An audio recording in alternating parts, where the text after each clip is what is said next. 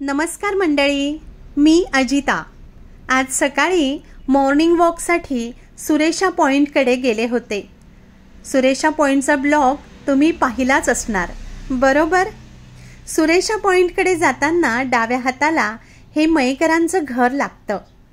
त्यांच्या घराची खासियत ही आहे की त्यांचा स्वतःचा गोठा आहे आणि त्यामध्ये कितीतरी स्वतःची गाई गुरं आहेत। बाहेरून त्यांच्या हंबरण्याचा गोड आवाज ऐकून नकळत माझी पावलं या गोठ्याकडे वळली। समोरच मयेकर ताई होत्या।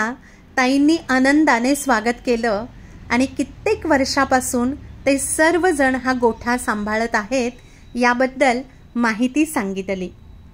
त्या कुटुंबाचं कौतुक करावं तेवढं थोडं आहे, कारण स्वतःचा गोठा आणि गाई गुरं सांभाळणं ही काही साधी गोष्ट नाही, हे आपल्याला प्रत्येकाला माहीत आहे।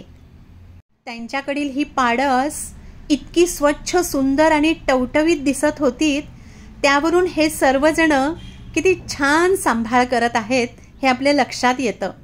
समाधान वाटतं आणि त्यासोबतच या कुटुंबियांचं कौतुक वाटतं। या रस्त्याने मी बरेचदा जाते, पण यांच्या डॉगीचा कधी आवाज आला नव्हता।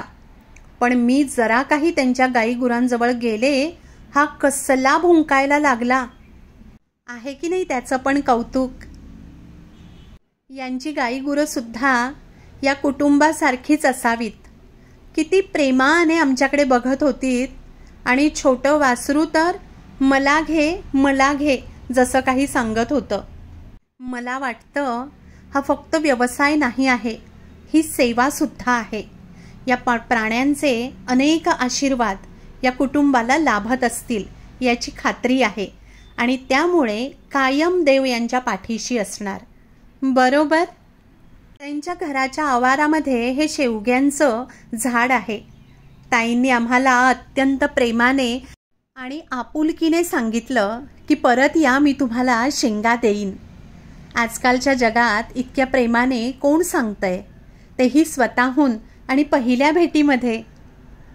मनातल्या मनात आशीर्वाद देऊन मी आणि विनया तिथून बाहेर पडलो। या दिवाळीला वसुबारससाठी एक हक्काचं ठिकाण मिळालं।